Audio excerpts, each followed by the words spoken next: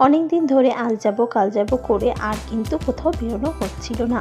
সেই জন্য হঠাৎ করে একটা প্রোগ্রাম করে তিনজন মিলে বেরিয়ে গেলাম। আসলে একে ওকে নিতে গেলে না প্রচুর হ্যাপা হয়, কারোর না কারোর কোনো কাজ চলে আসে, কোনো প্রবলেম হয়ে যায়। সবাই তো আমাদের টাইমের সাথে ম্যাচও হয় না, সেই জন্য তিনজন মিলে টুক করে বেরিয়ে গেলাম। ভোরের কিন্তু শহরটা কিন্তু এক মজার শহর না, এ সময় একটু ফাঁকা থাকে, কিন্তু দেখো এখনও কিন্তু বহু মানুষ তার নিজস্ব কাজকর্মে সব বেরিয়ে গেছে। অনেক দিন পরে কিন্তু আমি সূর্য উঠতে দেখলাম।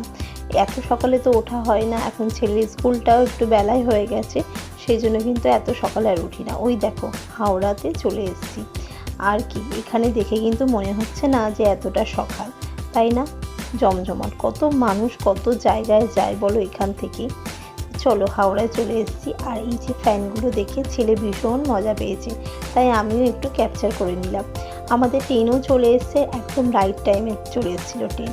আমার ছেলে বরাবরই অনেক ছোটোবেলা থেকেই না ও নিজের ব্যাগ ও নিজেই ক্যারি করে। আমি খুব একটা মানে ঘুরতে টুরতে গেলে ব্যাগ ফ্যাগ নিজে ক্যারি করি না, বাবা ছেলে পুরো ব্যাপারটাকেই সামলে নেয়, সেই জন্য আমার ভিডিও করতে অনেকটা সুবিধা হয়। সেই দেখো আমরা উঠে যাচ্ছি ট্রেনের মধ্যে, আর উঠে একটু বসবো। সকালবেলা যেহেতু কিছুই খেয়ে আসিনি, খিদেও একটু একটু পাচ্ছিল, বসে নিজের সিটে বসে তারপর একটু হয়তো খাওয়া দাওয়া করবো। আর যেহেতু 3 থেকে 4 ঘন্টার রাস্তা, এরকম নর্মালি চেয়ার কাটে আমরা গেছিলাম, কিন্তু খারাপ ছিল না ট্রেনটা, মোটামুটি। এখানে বরমশাই নিয়ে নিয়েছে 2 কাপ লেবু চা। লেবু চাটা চা জঘন্য ছিল, আমি তো আর পুরো ট্রেনে একবারও আর চা খাইনি। জয় তাও একবার দুবার মানে করেছে, ট্রাই করেছে, আমার তো আর ভয়তে আমি আর চাই খাইনি। এরপরে চা খেলে হয়তো এত বাজে চা খেলে আমার হয়তো চায়ের নেশাটাই ঘুচে যাবে। তো আমি নিয়ে নিলাম এখানে স্লাইস করা কেক, কেন একটু একটু খিদে পাচ্ছিল। আর আমাদের ট্রেনটাও দেখো ছেড়ে দিয়েছে।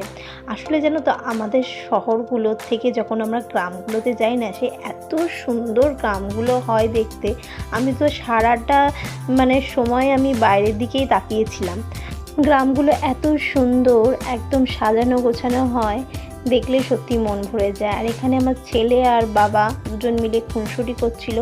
আর আমার বড় মশাইয়ের তো ট্রেনে উঠলেই ওর খিদে পেয়ে যায়, সেজন্য বাবু খেতেই থাকছিল, মাঝে মাঝে আমাকে একটু অফার করছিল, বাট আমি কিছু খুব একটা খাইনি, ওই মাঝে মাঝে জোর করে একটু আধটু খাইয়ে দিচ্ছিল আর কি।